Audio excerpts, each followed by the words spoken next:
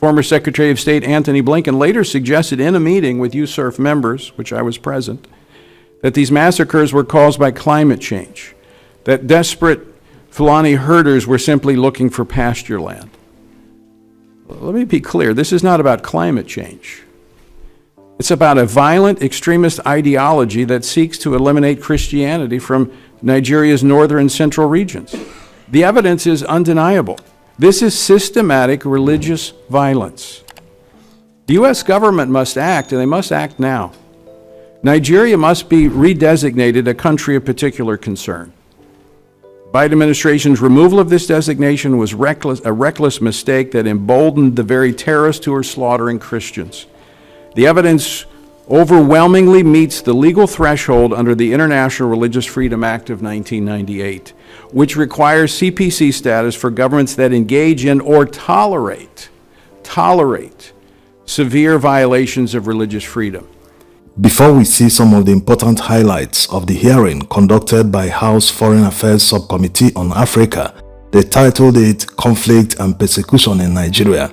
This subcommittee is under the House Foreign Affairs Committee, and like Rep. Chris Smith said, they have authorized President Trump to redesignate Nigeria as a CPC. And of course, you know, if they redesignate Nigeria as a CPC, it means there might be sanctions coming the way of Nigeria. Now, the Nigerian government has responded to this. By the way, this event happened 2 days ago. They have released a statement through the Ministry of Information denying that any Christian persecution is going on in Nigeria.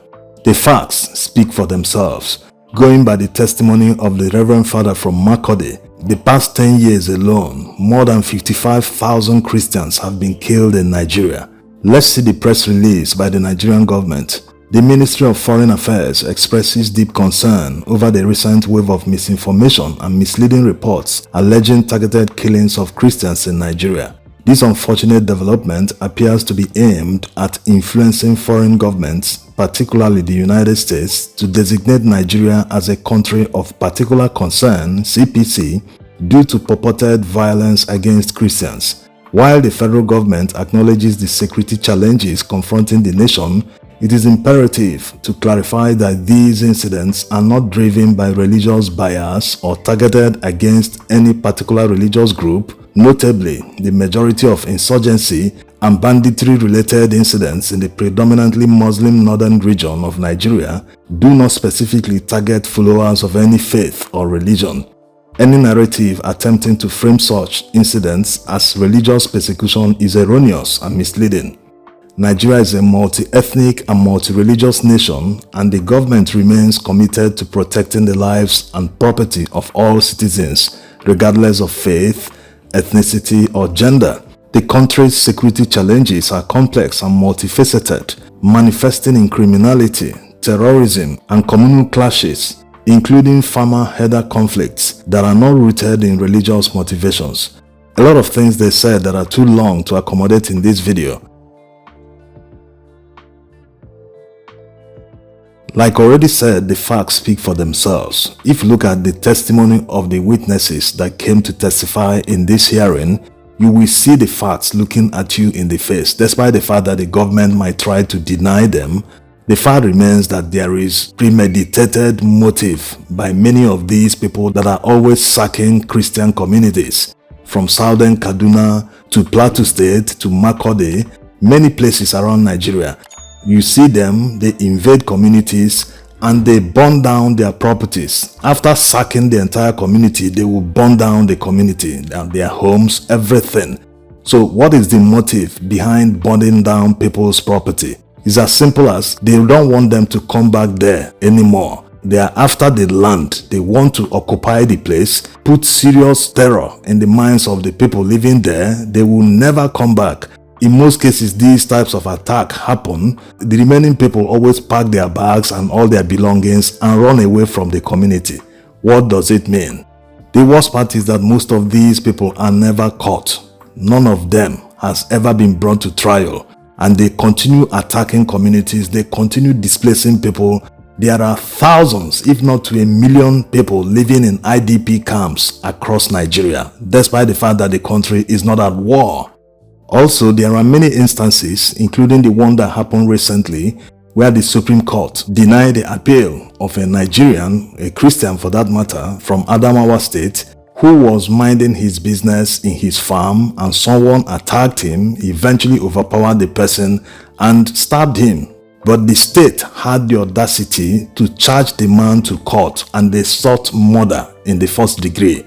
The man has been on death row since more than 10 years and finally at the Supreme Court they couldn't show him mercy. Where else is someone expected to stand his ground if not in his property? If you're facing danger, threat to your life and you're expected to run away, where are you expected to run to? Are you not supposed to run to your home or to your farm or to anywhere you have land you can claim ownership? It is in this place that you can stand your ground and say, no, I'm not running here, I will defend myself. Because are you expected to run forever? So this man defended himself, but all the Supreme Court justices that heard that appeal, they never thought about what might be going on in his mind, facing death, staring death in the eye. Someone is attacking you out of the blue, you have never met the person, and they expect you to do what? So there are many instances, too many to mention here. Despite the fact that they are denying it, Nigerians know the truth. Just like people claiming that farmer header crisis is caused by climate change. That's the most ridiculous thing ever said. These people have refused to do ranching. In this modern day and age, people would prefer to be herding cows for thousands of kilometers around Nigeria. At the end of the day, the cows are malnourished. They don't feed well. Herders are too frustrated because they've trekked long distances. Imagine trekking for days, months on end just because you are a herdsman. So if the Nigerian government is truly serious about solving the problem, they should encourage these people to buy lands with their own money. They are doing business. Do you know how much a cow is being sold today? Some of these cows cost over 1 million naira. So it's a huge business. They should be able to use their own money to buy land like every other business does and do ranching. But they are so entitled, going as far as killing people just to feed their cows. So it doesn't make any sense that the government has refused to solve this problem for many years, getting to a decade it started. So if they are truly serious about solving all the security challenges, the fastest way to solve security challenges has always been to make sure that no criminal goes home, no criminal escapes. The security agencies must keep giving a chase. Even if it takes 2 weeks to catch a criminal, an invader, a terrorist, a herdsman, whoever, give that chase until the person is caught so that others watching events and planning to conduct massive raids and killings of people should understand that they will never escape, they will never go home. That way, everyone can live in peace. Now, let's hear some important details in the hearing. According to the Catholic News Agency and EWTN News, quote, Archbishop Ignatius Kagama is concerned over the seemingly endless violence against Christians that claimed at least 58 lives this past weekend and hundreds of others in recent weeks. It is our prayer, he said, that something definitive will be done to stop the situation that is inhuman. Shockingly, that was more than a dozen years ago and part of my opening remarks at a hearing that I held on July 10th, 2012. One of several hearings, 8 in all, on religious persecution in Nigeria. And since then, things have only gotten worse. 1 year later, in 2013, I visited Archbishop Kagama in Jos, Nigeria. We visited churches, 5 of them that had been recently firebombed by Boko Haram, and spent hours listening to survivors tell their stories. Despite their numbing loss and pain, I was absolutely amazed at the survivors about their faith, very deep faith, their courage and the resilience. They were not going to quit, but they were looking to the government for help, and it was not coming. I also met with an evangelical believer named Habila Adamu. Dragged from his home by Boko Haram terrorists, he was ordered to renounce his faith. With an AK-47 pressed to his face, he was asked, "Are you ready to die as a Christian?" With extraordinary courage, Habila answered, "Yes, I am ready to die as a Christian." He was asked a second time, and he repeated his answer. His wife was pleading, "Please don't kill my husband." And yet he said, "Yes, I am ready to die as a Christian." This time, the terrorist pulled the trigger. A bullet ripped through Habila's face. He crumpled to the ground, bleeding profusely, left for dead. By some miracle, he survived. I met him at an IDP camp in Jos. I asked him to come to Washington to tell his story. He did.